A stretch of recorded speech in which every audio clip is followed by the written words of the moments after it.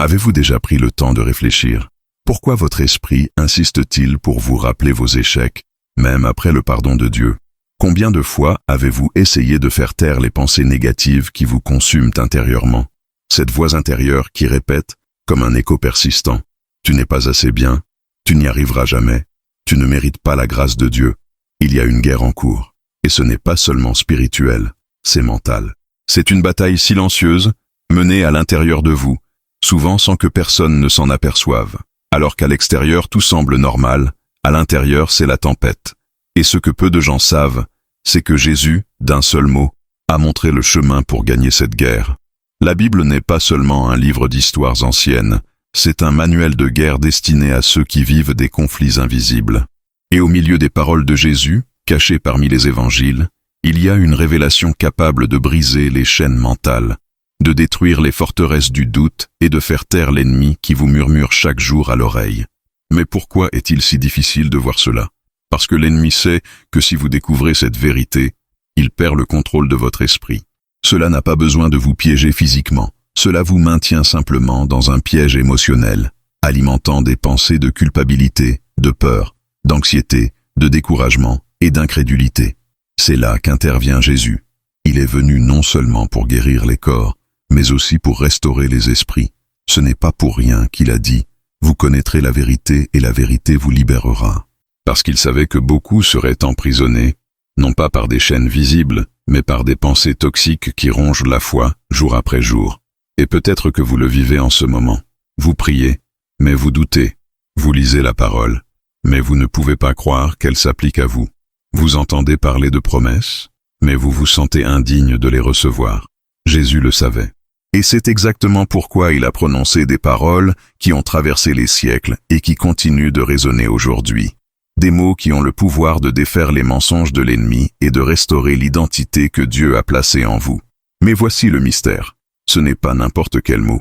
C'est un cas spécifique, une déclaration de Jésus qui, lorsqu'elle est profondément comprise, devient une arme spirituelle contre toutes les pensées négatives. Une clé qui ouvre la porte à une véritable libération mentale. Ce mot n'est pas seulement une réponse théologique, c'est un moment décisif. C'est comme si Jésus plaçait devant vous une épée tranchante et vous disait « Utilisez-la contre celui qui vous a servi ». Aujourd'hui, vous découvrirez ce mot. Et quand cela sera révélé, quelque chose en vous s'éveillera. Parce que le Saint-Esprit parle toujours, guérit toujours, restaure toujours. Et il veut commencer par votre esprit. Mais d'abord, regardez à l'intérieur. Remarquez ce qui s'est répété dans votre esprit ces derniers jours. Quelles pensées vous dominent? Quel type de vérité avez-vous accepté, même si vous savez qu'elles ne viennent pas de Dieu? Ce que vous allez entendre pourrait changer cela. Cela peut vous libérer. Cela peut vous redonner la paix que le monde a tenté de voler.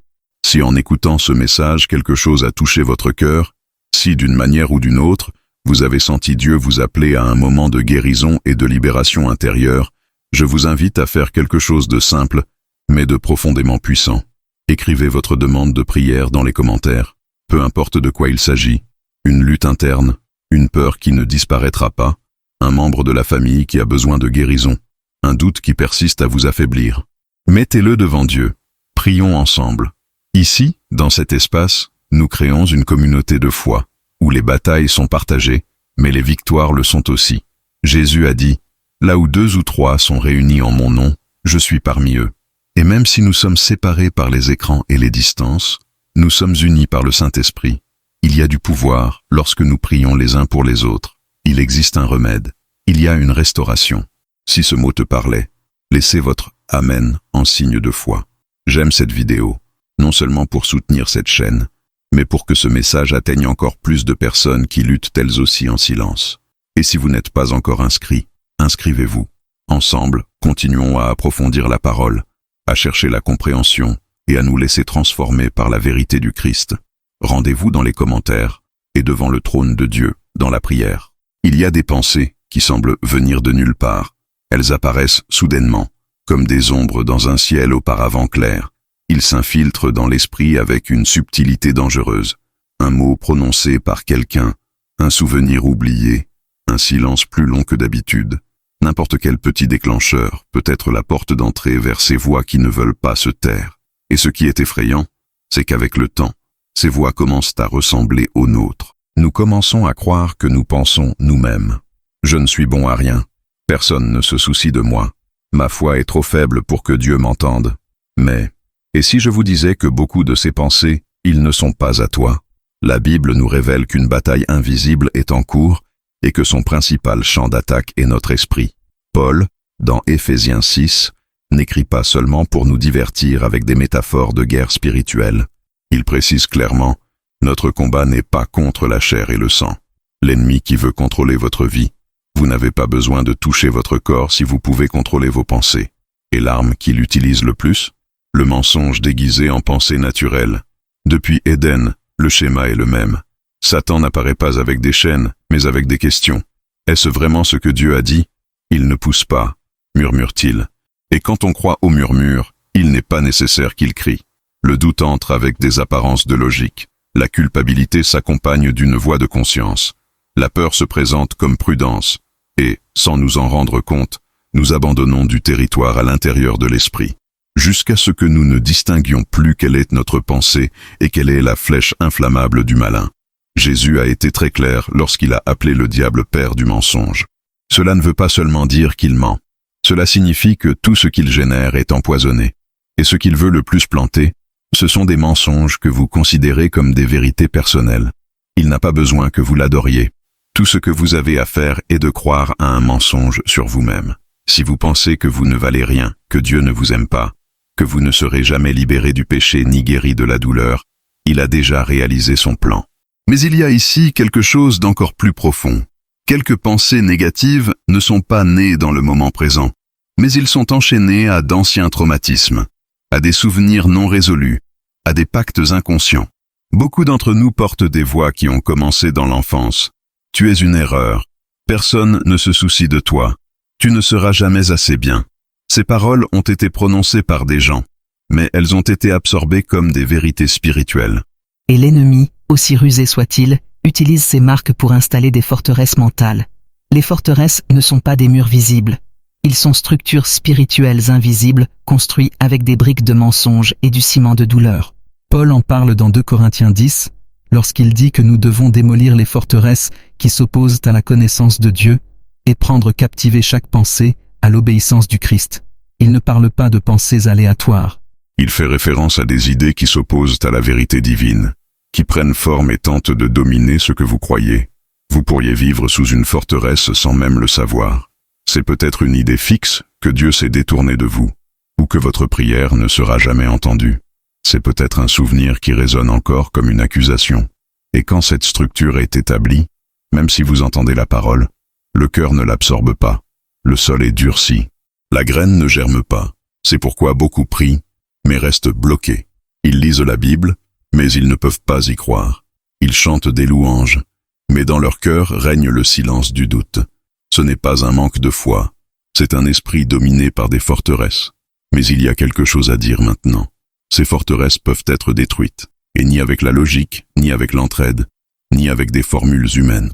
Seule la parole de Dieu, vivante et tranchante comme une épée à double tranchant, est capable de pénétrer sur ce territoire et de démanteler la tromperie.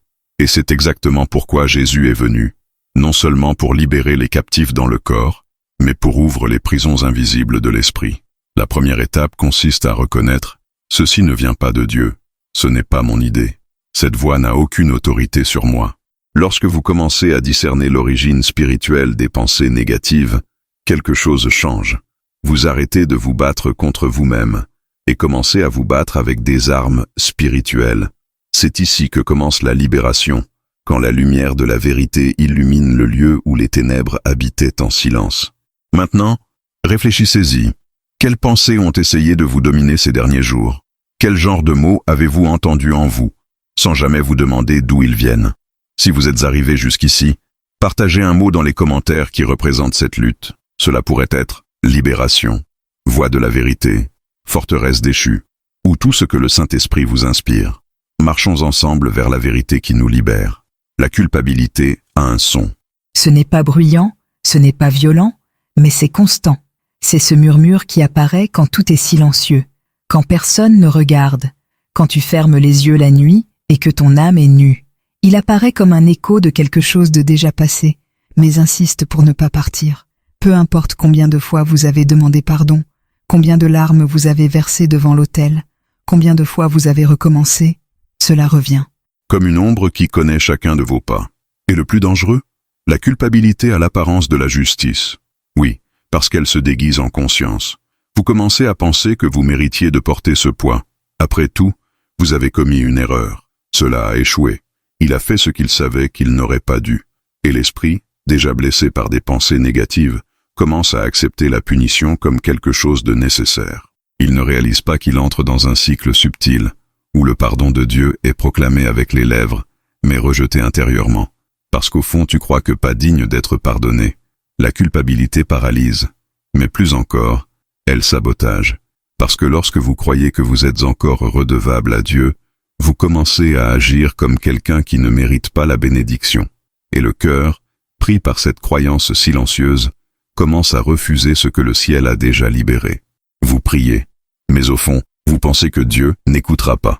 Vous lisez la Bible, mais la promesse apparaît toujours aux autres, jamais à vous. C'est ainsi qu'est né le cycle de l'auto-sabotage spirituel. C'est comme être devant une porte ouverte, mais refuser d'entrer parce que vous vous sentez trop sale pour la franchir. Comme un fils qui, même avec son père à bras ouverts, se retire, parce qu'il ne peut pas oublier ce qu'il a fait. La culpabilité emprisonne non seulement le cœur, mais aussi l'avenir. Cela vous empêche de recevoir la guérison, la restauration, le renouveau, non pas parce que Dieu refuse de les donner, mais parce que vous bloquez vous-même l'accès. Le plus sombre, c'est que ce cycle a des racines profondes. Dans de nombreux cas, tout a commencé par un simple échec, une erreur commise dans un moment de faiblesse, une décision prise en désobéissance, quelque chose que personne n'a peut-être vu, mais que vous n'avez jamais oublié.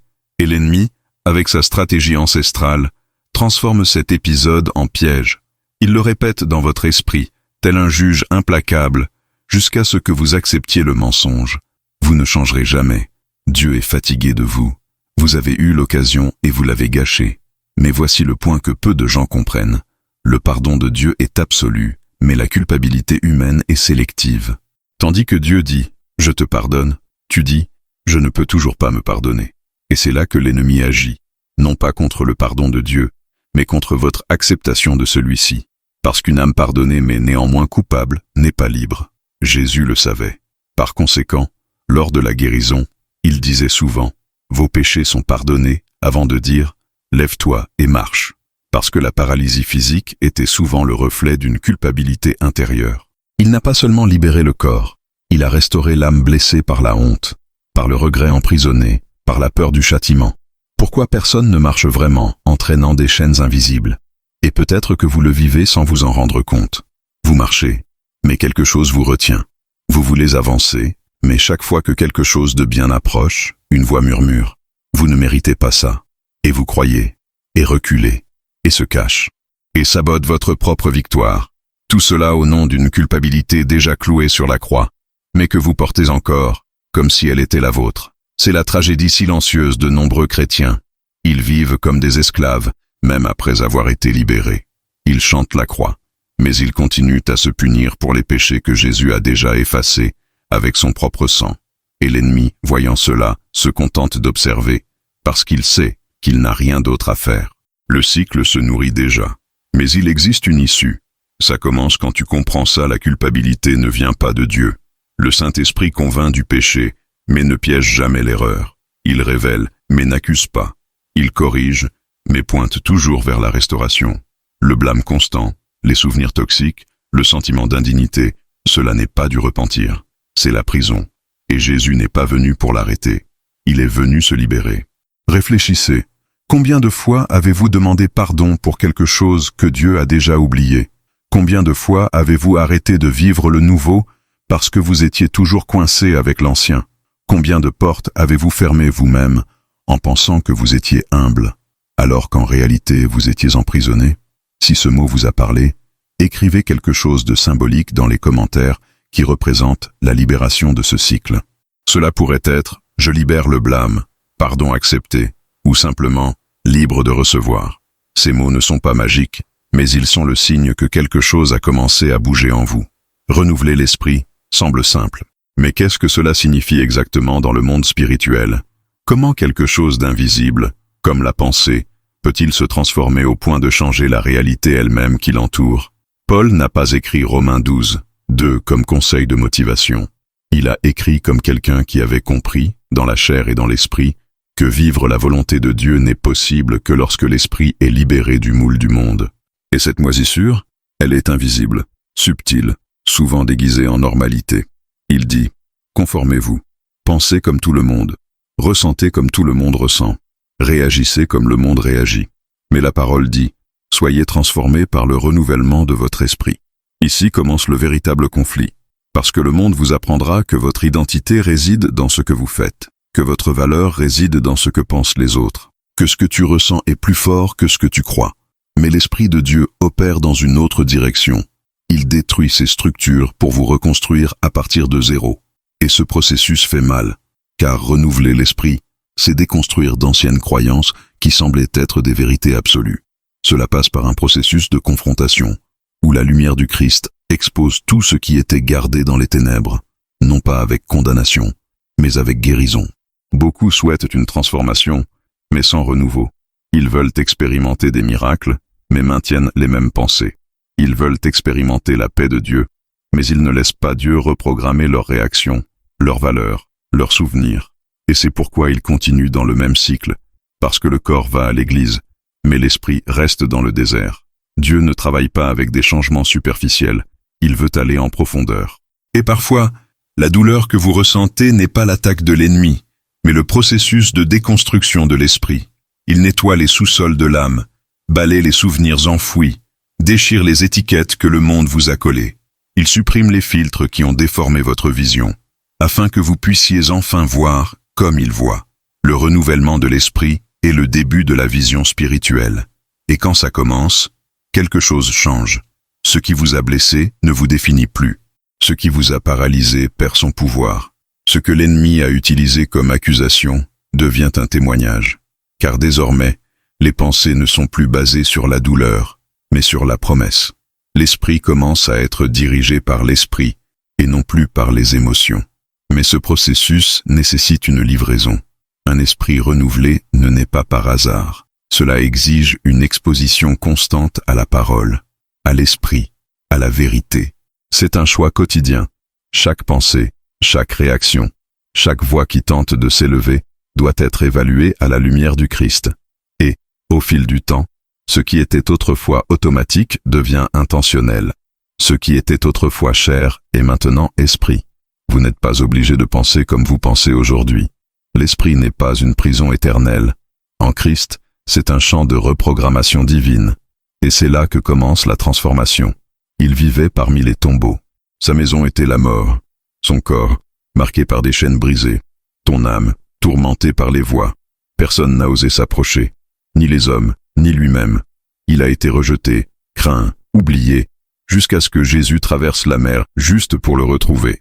Marc 5 nous présente l'une des scènes les plus intenses du Nouveau Testament. Un homme possédé par une légion d'esprits, criant jour et nuit, se blessant, isolé du monde et de la réalité. Et pourtant, Jésus n'hésite pas. Ne soyez pas intimidés. Ne vous éloignez pas. Il s'approche. Et avant même que l'homme ne parle, les démons crient. Cela nous montre quelque chose de profond. Le monde spirituel reconnaît qui est Jésus, même lorsque l'esprit humain est en ruine. Cet homme ne pouvait pas prier. Je ne pouvais pas demander d'aide. Il ne pouvait pas se libérer. Mais sa présence devant le Christ a suffi à déclencher la guerre. Et Jésus n'a pas discuté. Il a ordonné. Pourquoi lorsque l'autorité du ciel se manifeste, l'oppression des ténèbres est dissoute?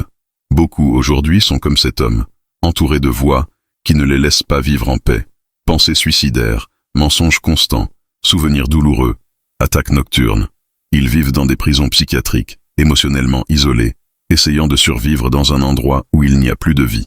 Mais ce qui s'est passé ce jour-là se produit encore aujourd'hui.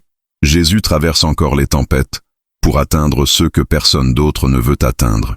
Il ne s'attend pas à ce que vous soyez propre, prêt et digne. Il vient même quand tout en vous est en ruine. Et quand il arrive, les chaînes de l'âme ne peuvent résister. L'esprit autrefois captif devient un temple. La vie qui était autrefois la mort devient témoignage. Et qu'est-ce qui vous passionne le plus? Après la libération, cet homme a voulu suivre Jésus. Mais le maître l'a renvoyé, pour que tout le monde sache qu'un homme complètement détruit peut être complètement restauré. Si vous sentez que vous êtes dans cet endroit sombre de votre âme, sachez qu'il vient à votre rencontre. L'anxiété n'est pas seulement un sentiment, c'est une prison déguisée en urgence. C'est la peur de ce qui n'est pas encore arrivé. C'est la tentative de contrôler ce que seul Dieu peut commander. Il s'installe lentement, vole le sommeil, accélère votre rythme cardiaque et obscurcit votre esprit. Et quand vous réalisez, cela domine déjà les décisions, les relations et même la foi. Paul écrit aux Philippiens quelque chose qui semble impossible. Ne vous inquiétez de rien. Mais il ne dit pas cela comme quelqu'un qui n'a jamais souffert. Il écrit cela en prison, fouetté, persécuté, et pourtant, en paix, parce qu'il a compris quelque chose. La paix de Dieu ne dépend pas des circonstances. Elle protège l'esprit et le cœur de ceux qui prient. La clé est ici.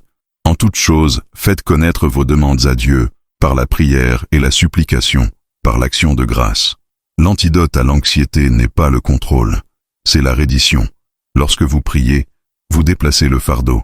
Lorsque vous dites merci, vous déclarez votre confiance. Lorsque vous cédez, l'anxiété perd son pouvoir. Cette paix, dit-il, dépasse toute compréhension. Elle n'est pas rationnelle. Ce n'est pas logique. C'est surnaturel. Cela descend comme de l'huile sur l'esprit agité. Et garde, protéger, faire taire les voix, apporte de la clarté. L'anxiété dit « ça va mal tourner ». La paix de Dieu répond « tout est entre ses mains ». Cette paix ne vient pas de l'extérieur.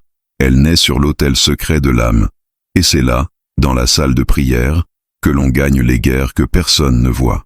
La peur paralyse, étouffe, déforme. C'est un artiste sombre qui peint des scénarios terrifiants dans son esprit, même lorsque tout autour de lui est apparemment calme.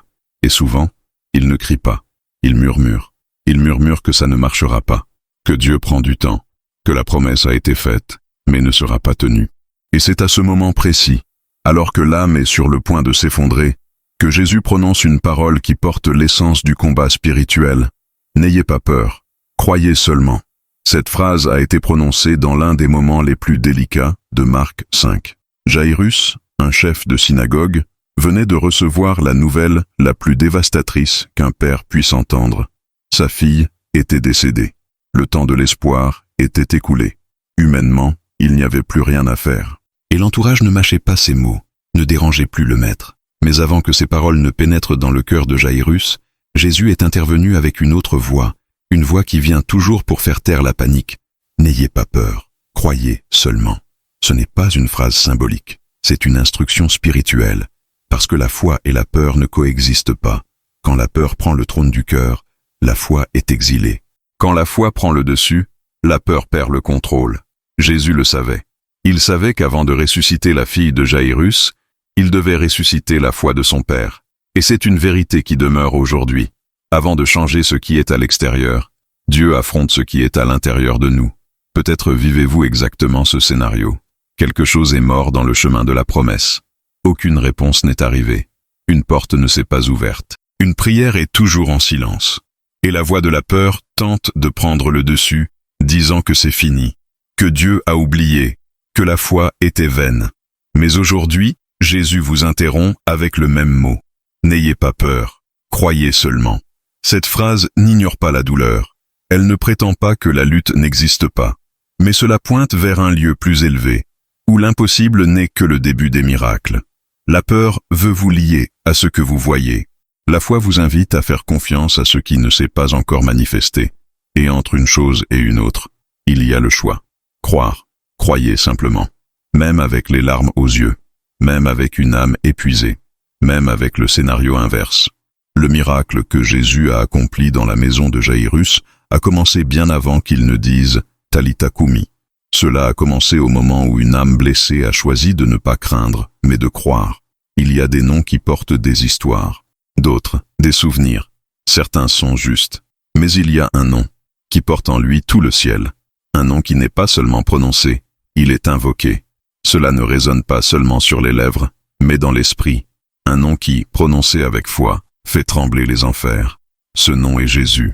Ce n'est pas de la superstition. Ce n'est pas un rituel. C'est une révélation. Le nom de Jésus n'est pas puissant parce qu'il sonne beau. Elle est puissante parce qu'elle est chargée d'identité, d'autorité et de mission. Paul dit que Dieu l'a hautement exalté et lui a donné un nom qui est au-dessus de tout nom. Et cela signifie qu'il n'y a aucune situation, aucun esprit, aucune maladie ou pensée qui puisse résister lorsque ce nom est déclaré avec foi. Le nom de Jésus libère. Mais pour beaucoup, cette phrase est devenue un cliché. Ils disent « au nom de Jésus », presque comme une virgule spirituelle. Mais ils ne comprennent pas le poids, le feu, la gloire qu'il y a dans ces trois mots. Lorsqu'un croyant dit « au nom de Jésus », il active le paradis sur terre. Vous transférez l'autorité. Il appelle le roi à intervenir dans une guerre spirituelle. Souvenez-vous des apôtres. Pierre et Jean trouvèrent un homme paralysé à la porte du temple. Et que lui ont-ils dit ? « Je n'ai ni argent ni or, mais ce que j'ai, je vous le donne. Au nom de Jésus-Christ, lève-toi et marche. » Ils n'ont pas prononcé de discours. Ils invoquaient la personne. Et la présence du nom a rendu l'impossible possible. Aujourd'hui, beaucoup sont paralysés. Non pas du corps, mais de l'âme. L'esprit ne marche pas, l'esprit n'avance pas. Ils sont piégés par les voix, les traumatismes, les souvenirs. Et peut-être qu'ils essaient de gagner avec des arguments, avec de la volonté, avec des conseils humains. Mais ils oublient la seule arme qui ne faillit jamais, le nom de Jésus. Ce nom ne désigne pas uniquement les exorcismes ou les maladies. C'est pour la vie de tous les jours. Lorsque l'anxiété survient, déclarez ce nom. Quand la peur arrive, déclarez ce nom. Lorsque les pensées deviennent lourdes, prononcez ce nom. Parce que là où Jésus est appelé avec foi, les ténèbres perdent de la place. Elle a été traînée, humiliée, jetée devant tout le monde, comme un trophée d'hypocrisie. Une femme surprise en adultère, jetée à terre par ceux qui ne voulaient en pas de justice, mais de sang. Ces accusateurs n'étaient pas armés de pierres, mais de loi. Ils voulaient apprendre Jésus en contradiction. Mais ce qu'ils ont reçu était quelque chose à quoi personne ne s'attendait. Silence. Jésus n'a pas répondu immédiatement. Il se pencha et commença à écrire sur le sol. Et ce geste fait écho encore aujourd'hui comme l'un des moments les plus énigmatiques de la Bible. Pendant que tout le monde criait, il resta silencieux. Tandis que tout le monde accusait, il tira dans le sable. Parce que le Fils de Dieu ne se laisse pas presser par les cris. Il écoute le cœur, pas la vantardise. Le silence de Jésus est plus éloquent que 1000 mots. Parce qu'il savait, cette femme avait déjà été détruite intérieurement. Ce dont elle avait besoin, ce n'était pas une autre phrase. C'était le salut. Et quand il parla enfin, ce fut avec une question qui devint une épée. Que celui qui est sans péché jette la première pierre. Un à un, les accusateurs sont partis. Et le seul qui pouvait le condamner, Jésus, a choisi de le restaurer. Femme, où sont tes accusateurs ? Je ne te condamne pas non plus. Va et ne pêche plus. Cette condamnation a libéré non seulement cette femme, mais aussi des millions de personnes qui, encore aujourd'hui, vivent sous des accusations invisibles. Peut-être que tu es cette femme. Peut-être que vous n'avez pas été pris en flagrant délit d'adultère, mais vous portez en vous le poids d'échecs dont personne ne connaît l'existence. Et chaque fois que vous essayez de vous rapprocher de Dieu, une voix intérieure vous crie « Vous ne pouvez pas, vous ne le méritez pas, vous n'êtes pas bon ». Mais aujourd'hui, Jésus se tait face à ces voix. Non pas parce qu'il est d'accord avec eux, mais parce qu'il a déjà décidé « Je ne vous condamne pas non plus ». Les dernières paroles d'un mourant portent le poids de l'éternité lorsque ce mourant est le Fils de Dieu. Haut sur une croix, entre ciel et terre, suspendu entre le péché de l'humanité et la justice divine, Jésus n'a pas crié de douleur. Il a proclamé la victoire. C'est fini. 3 mots qui sonnaient comme une fin, mais qui, en esprit, marquaient un nouveau départ pour toute l'humanité. Qu'est-ce qui a été accompli à cet instant ? Bien plus qu'un sacrifice. C'était la fin de la domination du péché, la chute des barrières entre l'homme et Dieu, la phrase finale sur tout esprit d'accusation. Ce que Satan a mis des millénaires à construire, un empire de culpabilité, de séparation et de condamnation, a été détruit par une seule déclaration. Une parole qui porte la force du ciel contre les structures de l'enfer. C'est fini n'est pas seulement une expression historique, c'est un décret spirituel. C'est la voix de Dieu lui-même qui dit « La dette a été payée, la justice a été satisfaite, le voile a été déchiré. Et si tout est accompli, que reste-t-il à l'accusateur ? J'essaie juste de vous convaincre qu'il y a encore quelque chose en suspens. Mais la vérité est simple, vous n'êtes plus en procès. Pourtant, combien de chrétiens vivent encore comme s'ils devaient gagner la faveur de Dieu, comme s'ils devaient gagner le pardon, accomplir des rituels invisibles pour se sentir propres. C'est parce qu'ils ont oublié, ou n'ont pas compris, le pouvoir de ce mot. Jésus n'a pas dit « c'est presque fini ». Il a dit « c'est fini ». Cela signifie qu'il n'y a plus de condamnation pour ceux qui sont en Christ. Mais l'ennemi sait que s'il parvient à vous faire ignorer cette vérité, il vous retiendra captif. Et c'est pourquoi tant de personnes luttent contre des pensées d'incapacité, d'indignité, de rejet. Car même avec la croix levée, ils continuent à se regarder eux-mêmes au lieu de regarder ce qui a été accompli. Aujourd'hui, la voix du Christ résonne encore une fois. Tout est accompli. Recevez cette parole. Permettez que cela mette fin, une fois pour toutes, aux jugements silencieux qui sont en vous. Parce que le sang a déjà coulé, la victoire est déjà scellée, et le prix a été payé en totalité. Les pensées répétitives ont le pouvoir de corroder l'âme. Ils arrivent de sans y être invités, et s'installent comme des invités indésirables. Une erreur du passé, une peur du futur, un vieux mensonge, une scène qui se répète. C'est comme si l'esprit créait un labyrinthe dans lequel vous tourniez en rond, revenant toujours au même endroit. Mais il y a une clé silencieuse, puissante, souvent négligée, la prière. Ni la prière formelle, ni celle répétée mécaniquement, mais celle qui naît de l'esprit blessé, de l'âme épuisée, du cœur qui ne supporte plus de penser seul. C'est cette prière qui brise les cycles.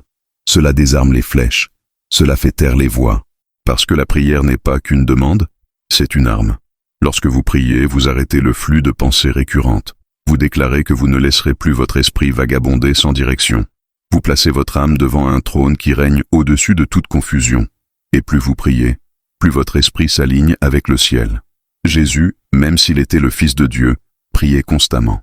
Non pas parce qu'il avait besoin de convaincre le Père, mais parce qu'il comprenait que la prière le connectait à la source et le déconnectait de la pression. Et si le Christ lui-même a recherché ce lien, pourquoi essayons-nous de gagner nos guerres sans lui? L'esprit est un champ de bataille, mais cela peut aussi être un lieu de culte. Tout dépend de ce que vous y cultivez. Si vous transformez chaque pensée négative en raison de prier, l'enfer perd son pouvoir.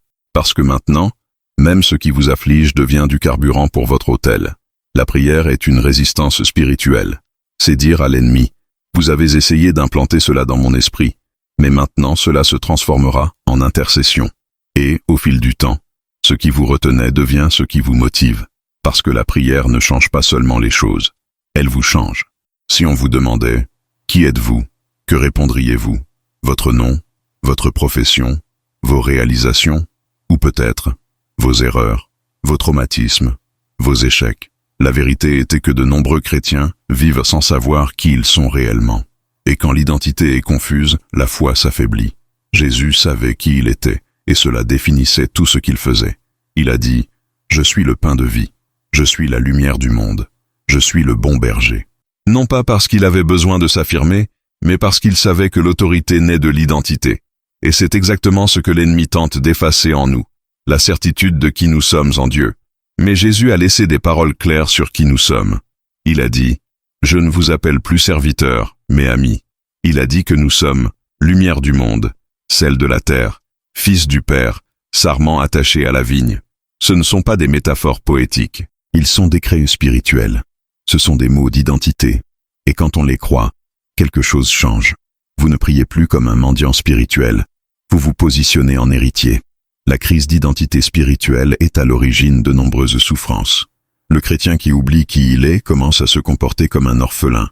Et quand il se voit orphelin, il accepte les miettes, se cache, se sabote, se compare. Mais lorsque vous comprenez que vous avez été adopté par le Père, scellé par l'Esprit et racheté par le Fils, votre esprit s'élève. Ce n'est pas de l'arrogance, c'est la conscience. Quand tu sais qui tu es, l'enfer ne peut plus te définir. Le rejet perd de sa force. La comparaison perd son sens.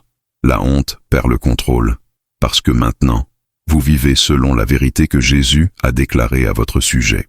Jésus termine le sermon sur la montagne avec une image simple, mais qui porte le poids de l'éternité. Il a parlé de 2 maisons, 2 bâtiments, 2 vies, tous 2 exposés au même type de tempête, pluie, vent, inondation. La différence? La fondation. L'un d'entre eux a été construit sur le rocher, l'autre sur le sable. À première vue, les 2 semblaient stables, sûrs. Mais la tempête est arrivée, comme toujours. Et quand le vent a soufflé, la vérité a été révélée. La maison construite sur le rocher est restée. L'autre est tombée. Et Jésus termine par une phrase qui résonne encore dans les cœurs attentifs. Et sa chute a été grande. Mais qu'est-ce que cela a à voir avec l'esprit? Tous, parce que beaucoup construisent leur foi avec une apparence de fermeté, mais le fondement est constitué d'émotions passagères, disposées, excitations, traditions héritées. Mais quand soufflent les vents de la vie, quand l'anxiété se renforce, quand les prières ne sont pas exaucées, quand les pensées s'assombrissent, cette structure ne peut pas résister, et la chute est intérieure, silencieuse, presque imperceptible à l'œil humain, mais dévastateur à l'intérieur. L'esprit est la maison invisible où nous vivons. Qu'est-ce qui le soutient? Si vos pensées sont basées uniquement sur de belles phrases, sur des slogans de foi que vous avez entendus mais que vous n'avez jamais vécus, alors le fondement est fragile. Mais si, dans ton esprit, il y a versets sculptés comme des piliers, si votre foi est cimentée sur le roc de la parole vivante, alors vous pouvez vaciller. Mais vous ne tomberez pas. Jésus n'a pas dit que la maison sur le rocher ne résisterait pas aux tempêtes. Il lui a assuré que ne tomberait pas. C'est une promesse pour ceux qui écoutent tes pratiques. Il ne suffit pas d'écouter des sermons. Vous devez vivre la parole. Vous devez obéir quand tout en vous veut abandonner. Il est nécessaire de déclarer la vérité de Dieu, même lorsque l'esprit est rempli de 1000 voix opposées. Chaque pensée qui repose sur la parole est comme une brique posée sur le fondement. Chaque fois que vous dites « il est écrit », vous creusez plus profondément dans la roche. Chaque fois que vous résistez au mensonge avec la vérité biblique, vous renforcez votre structure intérieure. Et quand la tempête arrivera, et elle arrive toujours, votre esprit, votre cœur, votre foi seront debout. Le rocher, c'est le Christ. C'est sa parole. C'est son caractère. C'est sa fidélité. Lorsque cela devient le centre de votre esprit, l'instabilité émotionnelle commence à reculer. Parce que maintenant, vous ne dépendez plus de ce que vous ressentez. Cela dépend de ce que vous croyez. Jésus a regardé dans les yeux un peuple religieux, habitué à la tradition, connaisseur des Écritures, et a dit quelque chose qui les a déstabilisés. Vous connaîtrez la vérité, et la vérité vous libérera. Ils ont été offensés. Ils ont dit qu'ils étaient libres, mais Jésus a vu au-delà. Il a vu les chaînes invisibles, les prisons qui n'étaient pas dans les pieds, mais dans l'esprit. La vraie liberté, cela ne commence pas par les circonstances, cela commence par la réflexion. Parce que l'esprit est l'endroit où se cache le plus l'esclavage spirituel. On peut avoir une vie organisée, un ministère actif, des louanges aux lèvres, et rester prisonnier d'idées, de traumatismes, de complexes, de peurs. L'esclavage le plus profond est celui que personne ne voit, mais qui décide de tout, de ce que l'on croit de Dieu, de soi-même, de l'avenir. Et c'est pourquoi Jésus dit, « Vous connaîtrez la vérité », parce que le mensonge est ce qui vous retient. Le mensonge selon lequel tu n'es pas suffisant, le mensonge selon lequel Dieu est loin, le mensonge selon lequel votre passé est plus grand que la promesse. Quand vous croyez ces choses, vous vivez comme un prisonnier même sous la grâce. Mais quand la vérité vient, et elle vient par la révélation de l'esprit, les chaînes commencent à cliquer. La liberté n'est pas l'absence de lutte, c'est la présence de clarté. C'est savoir qui l'on est, même au milieu de la tempête.